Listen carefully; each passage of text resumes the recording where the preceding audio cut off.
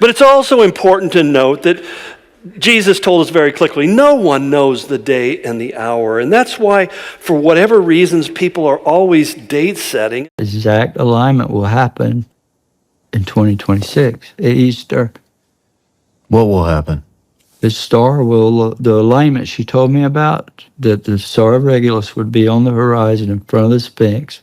At that moment, there'd be a new knowledge. Well, I had no idea if this was even possible, but these astronomers run it through the machines, and it comes out that star is going to come up on the horizon in Easter of 2026. And from that point forward, they started remote viewing the state.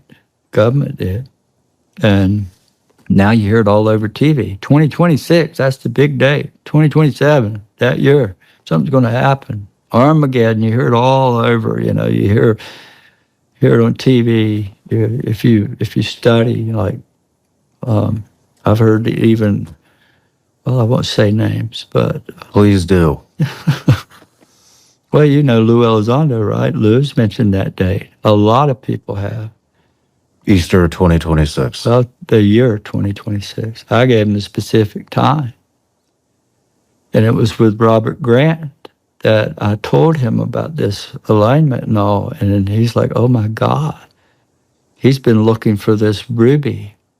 This little ruby you have to find and place it between the paws of the Sphinx to make this event that he knows is going to happen in 2026. I said, Robert, it's not a ruby, it's the Star of Regulus. And he looks at me, he's like, oh my God, it's the King Star. So what's going to happen, I don't know. But I think it's possible that's the return of Christ. Yeah. Or the lady and the whole heavenly host living with us, Jesus. That's the first time I've ever said that in my life, publicly. You're the first. And I've had people come to me sometimes and saying, well, so-and-so said it's going to be on this day, and this is going to happen, the Feast of Trumpets, and they got the blood moons, and they got this thing, and they go through this whole thing, and they think that Jesus is coming back on this day. And I think to myself, don't you understand that he's very clear in that if we can say it's going to be this day, we can be guaranteed of one thing: it's the wrong day. That's the whole idea. Snatched away instantaneously without expectation. We don't know when it comes. What has to happen before Christ can rapture his church? I don't think anything. I can think it can happen right now. There's nothing that needs to happen before the moment of the catching away of his church. And when it will happen, I don't think it has to happen according to some Jewish feast festival. And there are all sorts of books written about this stuff, and people make a lot of money selling these kind of books, but it's all based upon oftentimes some fallacious arguments and just crazy speculation. But Jesus says very clearly, you don't know the day and the hour. That's why he also says you need to live in readiness. You need to live in readiness. You need to live with that awareness, that heart saying, Lord, come quickly, Lord Jesus. If you come for me today, that would be perfect. That would be perfect. That's why the writer of Hebrews also said to us that even though we don't know the day and the hour, he says in Hebrews 10:25 that we can see the day approaching. In the same way, I love John Walvoord called it the shadow concept. He said, you may not know that see the person coming, but as the sun is behind their back, you can see their shadow preceding them, and you know that they're coming your way. He said, God has given us foreshadows. That's what the biblical prophecies that we're going to be looking at are all about. They're foreshadows letting us know that that day and hour is approaching. And that's why Paul, writing to the Thessalonians in 1 Thessalonians 5, said, you brothers are not in darkness, so this day should surprise you like a thief. You are all sons of the light and sons of the day. So then let us not be like others who are asleep, but let us be alert and self-controlled. Surprised by a thief is what? I didn't expect them to break in and steal. I'm caught off guard. I'm unprepared. He said, we should not be people who are surprised. It's like somebody calling up saying, I'm on my way over and I'm going to be there in 15 minutes. And you're sitting waiting for them to appear. You're expecting them to come and you rejoice when they do. It's not like suddenly you open the front door and go, oh no, they're here. Or you look out the window and say, pretend like we're not home. I'm sorry to get into your family issues. But the bottom line is, we may not know the day of the hour, but Jesus said to his own generation, you can tell the weather, you can forecast it by seeing what's going on in the sky.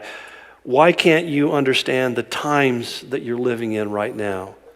That God is giving you these foreshadows to prepare you. And it's my belief that we're seeing a lot of foreshadows.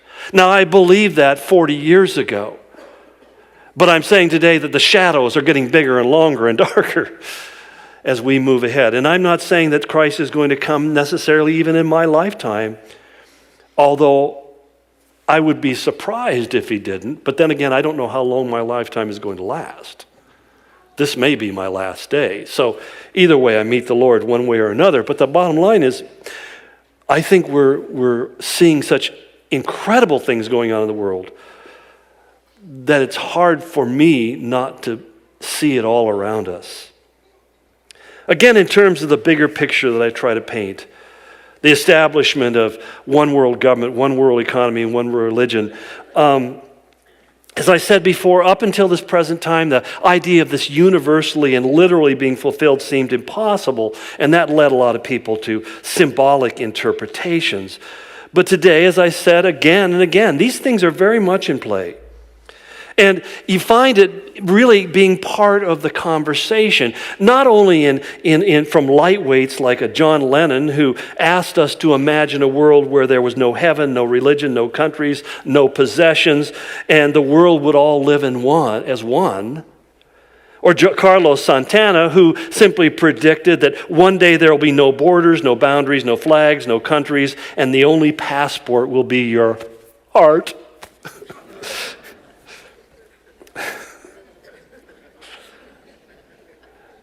Wow. That we're coming into the dawning of the age of Aquarius, and that suddenly humanity is going to experience its unity as we all fall in love with each other and don't realize that our feet still stink. But you understand, aside from that kind of popular culture that sings the songs and tells the story and dreams the dreams, there are extremely powerful men and even families who have been working earnestly, investing deeply in this for a very long time.